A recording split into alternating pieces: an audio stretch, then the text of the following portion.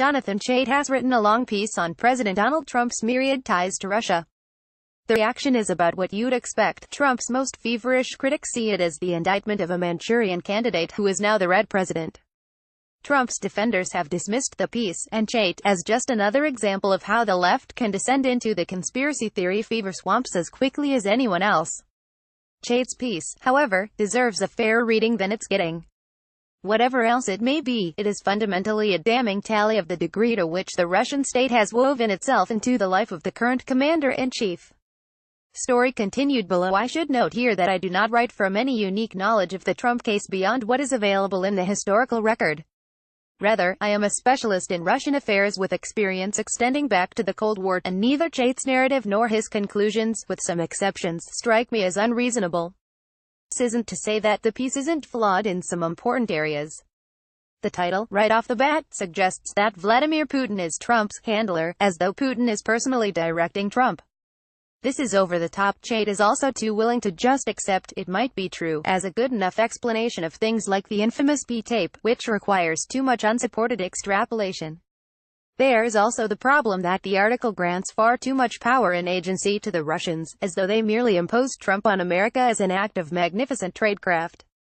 The piece isn't helped by a Glenn Beck-style chart, scores of multicolored lines connecting headshots of people in maze-like ways, which most people will likely not take the time to read. The overall effect is to encourage the view that the Kremlin installed its preferred candidate in the White House after grooming him for his big moment over the course of 30 years. This is the wrong way to think about the entire issue. It helps instead to consider Trump not as a recruit, but as an investment. It is ridiculous to believe the Russians had a crystal ball, or a psychic who shook hands with Trump, like Johnny in the Dead Zone, and saw a future president. Rather, they took an interest in a wealthy American businessman with contacts throughout New York's financial and political worlds. Indeed, as Chait notes, if the Russians hadn't zeroed in on Trump, a man whose banality, vanity and vulgarity are like a menu of recruitable weaknesses, they'd have been guilty of intelligence malpractice. That's why Chait's article is worth a careful reading. He has laid out the mind-numbing history and facts of Trump's dealings with Russia in one place. From Trump's first meetings with the Soviets, which apparently convinced him that he should become a voice on international security and nuclear affairs, to his numerous dealings with the world of Russian finance, to his jaw-dropping hire of Paul Manafort, a man whose resume includes work aimed at keeping a Putin crony in power in Ukraine, the litany of direct and indirect contacts with the Kremlin exceeds all possible exculpatory explanations. Trump's defenders over the past few years have gotten a lot of mileage by isolating each of these facts and treating them as insignificant. Chait, however, has gathered them together, and the picture they present is alarming, much in the way a lot of small debts don't look like financial ruin until you write them down and tally them up.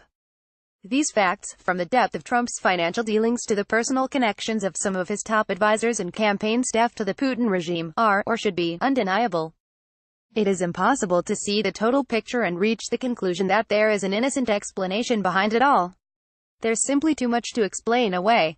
In plowing through this history, three things should be kept in mind. First, the amount of contact Chait illustrates between Trump world and the Russians is simply staggering. Even by the standards of international business, this is an astonishing amount of interaction that involves not just Trump's financial interests, but vertically deep ties that extend down into his family. Second, too many Americans do not understand that Russia's oligarchs, millionaires, business leaders, state officials and intelligence operatives are all part of the same ecosystem. It is not possible to shake hands with just one arm of this octopus without being enveloped by the others.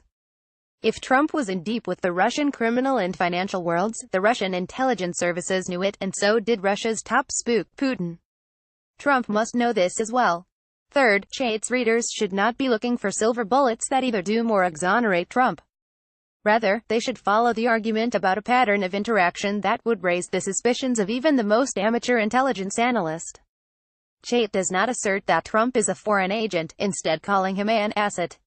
I am not sure I agree, at least not as an asset, in the sense of someone who is knowingly trying to help the Russians with their explicit guidance against the United States. Instead, what Chait presents, without having to get too far out on a ledge about agents or assets, is a plausible case that a U.S. president is compromised by a foreign power that has damaging information about him. But how would such compromising work in practice? Chait's critics might be watching too much television. This is not an episode of The Americans. No one issues orders, and anyone looking for such evidence is likely to be disappointed. Rather, over time, as relationships grow, favors are asked. Friendships are pressed into service.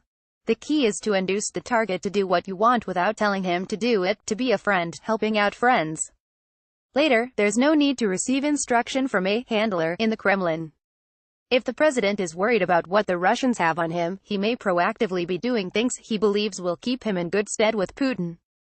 A general sense of anxiety could well produce more cooperation than any direct order.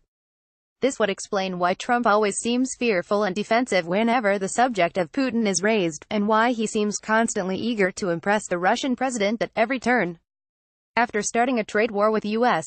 allies and questioning, as he has many times, the value of NATO, Trump has told Putin that his own staff is stupid for trying to keep him from getting too cozy with the Kremlin boss, and that he expects his summit with Putin to be the easiest of his many recent meetings.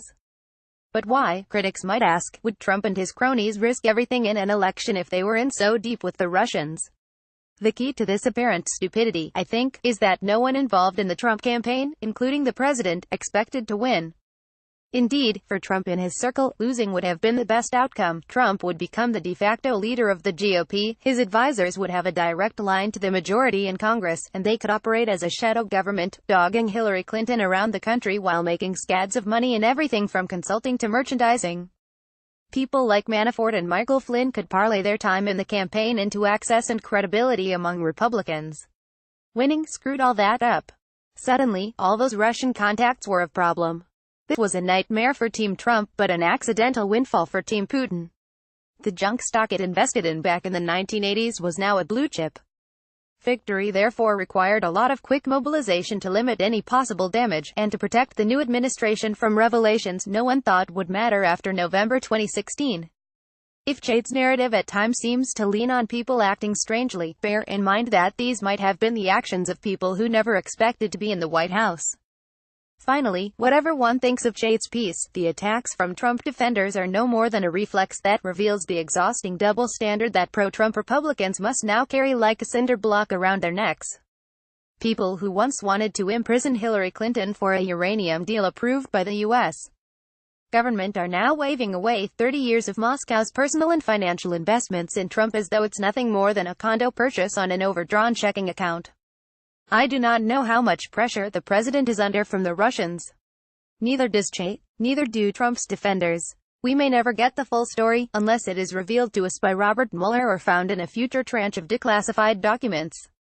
But there is no way to read Chait's story, or to do any judicious review of Trump's dealings with the Russians over years, and reach any other conclusion but that the Kremlin has damaging and deeply compromising knowledge about the president.